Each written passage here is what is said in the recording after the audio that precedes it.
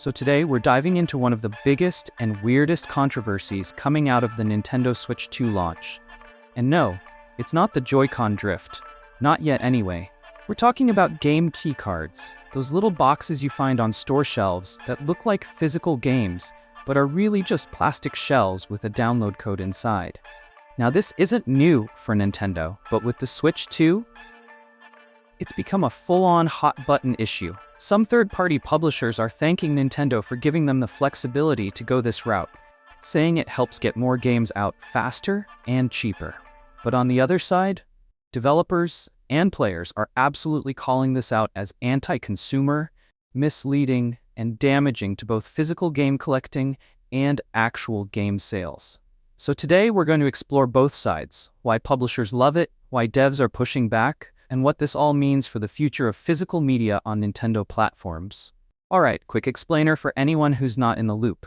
A game key card is basically a glorified case. It looks like a regular Switch game. You see it on store shelves next to Mario Kart and Zelda, but when you open it up, surprise! No cartridge, just a download code. So it's not really physical media, right? You don't own anything offline. You can't resell it. You're still relying on Nintendo's servers. But publishers still sell these things at full price, and in some cases, even more than the digital store. With the Switch 2, this trend has gotten way more noticeable. Out of the third-party games available at launch, the vast majority were sold this way, especially games like Yakuza 0, Sonic X Shadow Generations, and even some Ubisoft titles. So here's where it gets interesting. Publishers actually like this model, and from a business standpoint, I kind of get it. Let's say you're a mid-sized publisher. You've got a big game that was originally released on PC or Xbox a few years ago. You want to bring it to Switch 2, but Nintendo's new cartridges, especially the 64GB ones needed for modern games, are expensive. Way more expensive than a standard Blu-ray. You now have three options. Cram the game onto a smaller cartridge and force a day-one download. Use a game key card, avoid the cartridge costs, and still get your game on store shelves. Skip physical retail entirely and go digital only. For many publishers, that second option is the sweet spot.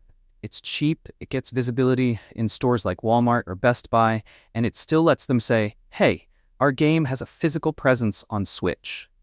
Some companies have even thanked Nintendo behind the scenes for allowing this option. It lets them hit more markets, meet deadlines, and keep costs down. And in a world where margins are tight and physical game sales are declining, this might feel like a necessary compromise. Now here's where the pushback begins, and it's coming not just from players, but from the actual developers working on these games. Multiple devs, both indie and AAA, have quietly and not so quietly criticized the game keycard model. Why? Because it gives players a false impression. You walk into a store, pick up a box that looks like a Switch 2 cartridge game, only to find out later you don't own anything physical. And by the time you realize it, the store's return policy probably doesn't help. This frustrates devs who are passionate about preserving games, about game ownership. For them, physical media matters. It's not just about the disc or cartridge. It's about preserving their work in a way that doesn't rely on online servers or future compatibility.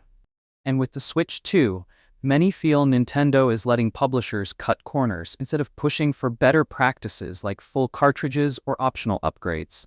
One developer said in a now-deleted post that, quote, "It feels like we're paying premium prices for the illusion of ownership." And that's not a sustainable model if you care about players. Players are catching on too. If you go online right now, Reddit, Twitter, YouTube, you'll find people straight up boycotting game keycard releases. Some collectors have even started labeling these boxes as fake physicals.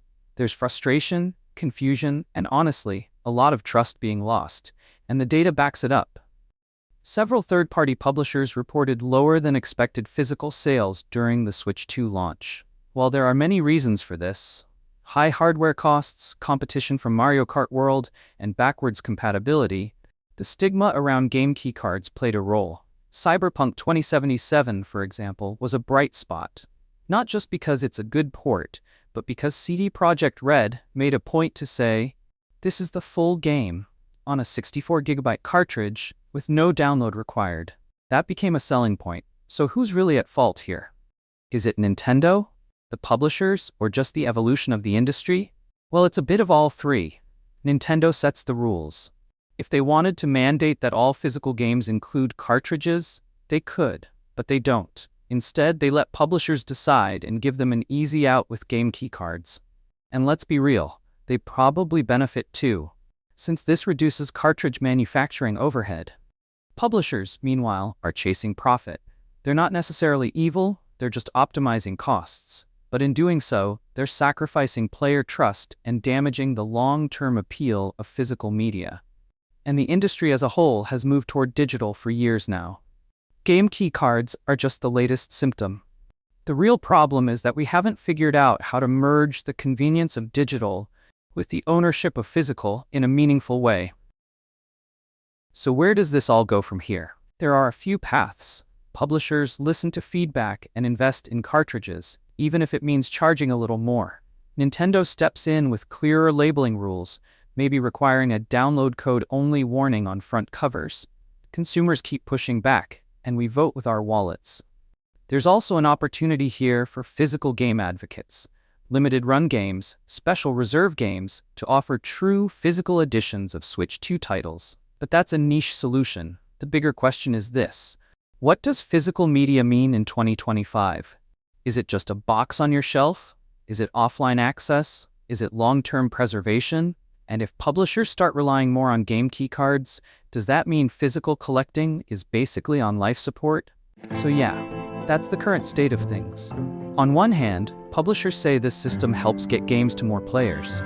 On the other, developers and gamers say it's misleading, frustrating, and potentially damaging in the long run. What do you think? Are you still buying physical games? Have you accidentally bought a game keycard thinking it was a cartridge?